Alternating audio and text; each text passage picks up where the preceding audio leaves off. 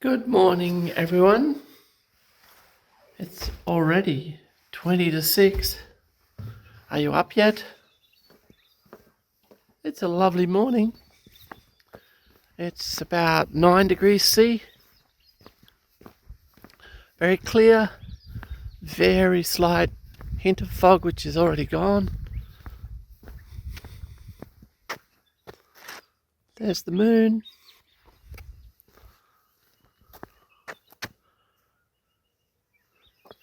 There's the plane. Can you see it in the dark?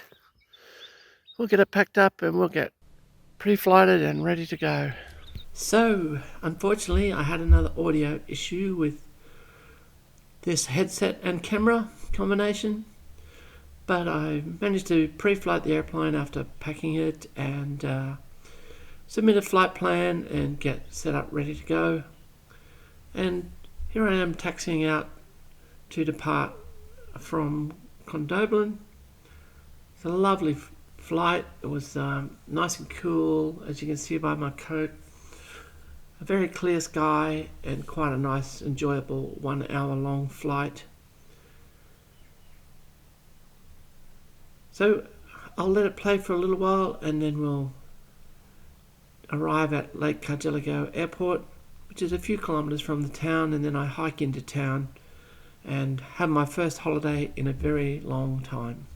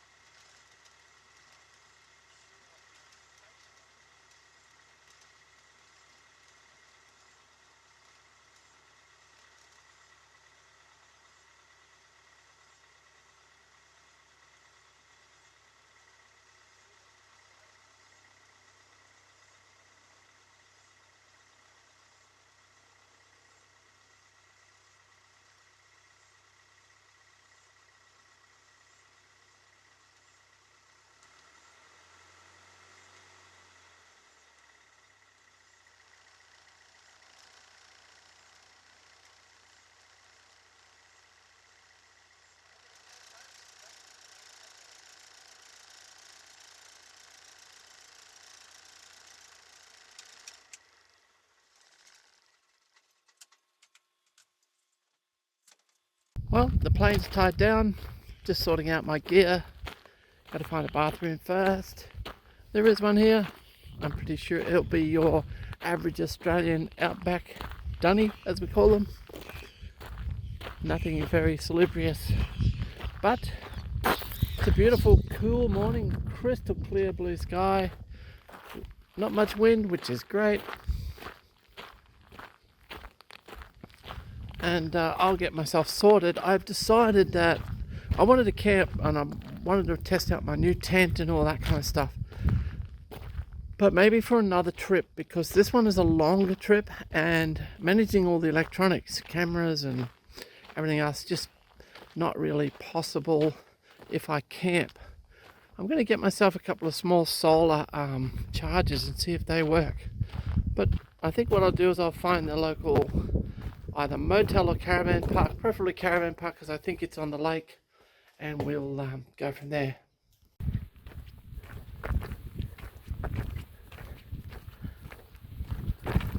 Not sure what happened there. The camera stopped recording.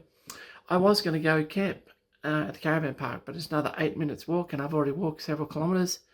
I thought all the motels were booked out, but this one isn't. So I was walking past it, saw the vacancy sign, and I grabbed it at 9:30 in the morning.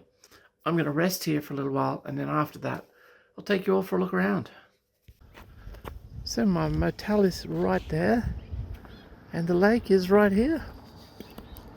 And I think I see a coffee van. Now I also need something to eat, but I'm going to get a coffee straight away. So that was really lovely. Sitting there by the lake, having a coffee and avo smash, and listening to all the locals chatting and saying hello to each other. I come from a really small country town, and so I'm very familiar with that kind of atmosphere. And it's something that you do miss. I miss even in Singleton because I don't know anybody much where I live. So that was really nice to just sit there and soak up that atmosphere. Now it's time to go and check out the town. This will be interesting. Lake Cargellico shops in 1925. Lake Motors and Engineering Works. I'm a concrete specialist. Morton Way, solicitor and conveyance. A patent plumber and tank maker, Bill Cummins Shave and Haircuts. BJ Conroy, piano tuner, of course, we need a piano tuner. Richard Ralston, stock and station agent. Red Rose Cafe, Colvin and Holmes Chevrolet. New models, £245 for the latest Chevrolet. AC Compton Dentist, Mrs. McGrain Sports Store, tennis rackets, of course. Miss L.M. Turner, Millinery and Frocks. James Knight, General Storekeeper. I. Percy Pryor, Baker and Pastry Cook. Parcels Progressive Store. A. Ashton, Builder and Contractor. Davis Freezing Works. Turton and Turton House Builders, CT Blacker Saddles and Harness. WG Piper Land Sales and Auctioneer. T. Saville, Family Butcher. G.A. Feely, Pastry Cook. N.G. Mackenzie and Co. No idea what they did. Parnaby's Boots and Footwear. Theo Cassim, Fruit and Confectionery. A.A. Bland, Builder and Contractor. Wall and Priest, Butchers. And the Lake News newspaper. We got a date palm. Don't know if the Afghans came this far up. Maybe they did.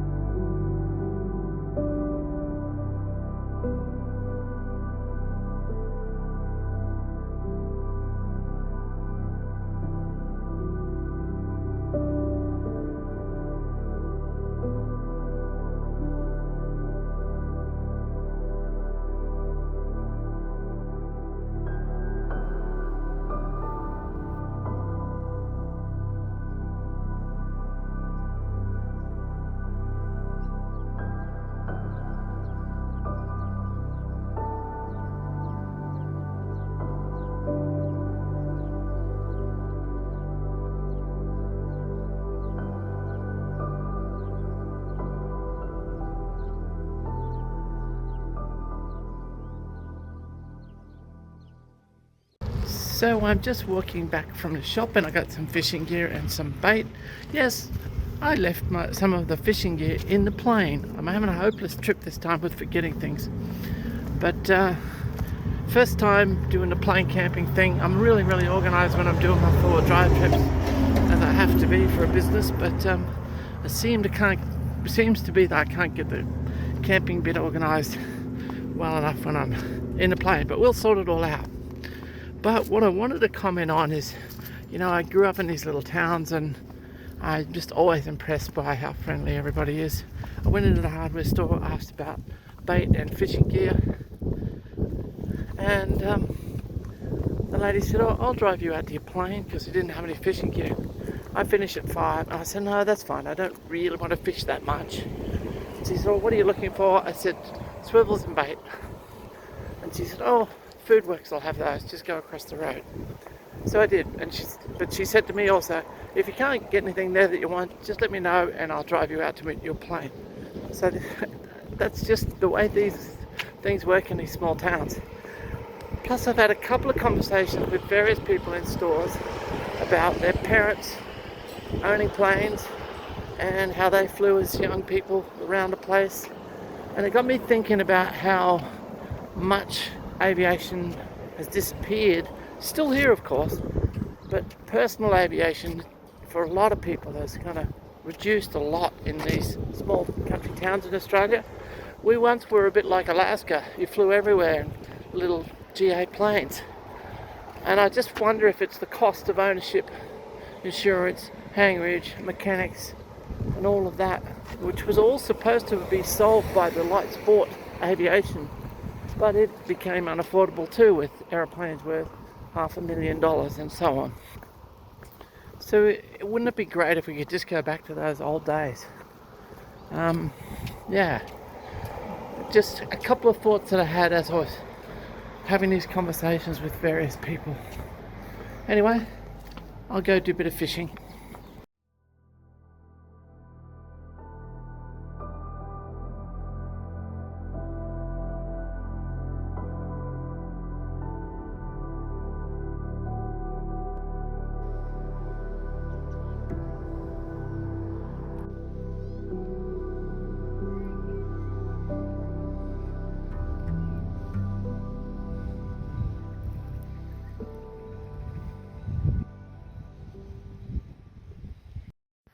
Well, good morning. I got prepped with my head torch on top of my hat for the walk to the airport, but look, it's almost daylight already, so I don't even need my torch. But I've got a few kilometers of walk to do back to the airport. I've adjusted my pack. I had some straps incorrectly done up, and walking with the pack the other day was, yesterday was it? Yes, it was day before was quite difficult. Whereas today it feels really good. So off to the airport we go. It's been a really good time here in Lake Cargelligo. I love these little towns. I'm really glad I got the opportunity to come to this one. And I met some really nice people. Did a little bit of unsuccessful fishing. And yeah, basically first time I've had a holiday for myself in a very, very long time. So really worth doing, and to be able to come here in my own plane was just exciting. Now what's also exciting is I get to fly to Narromine today with a tailwind. That will be nice. So I go to Narromine, short stop there, and then head on home.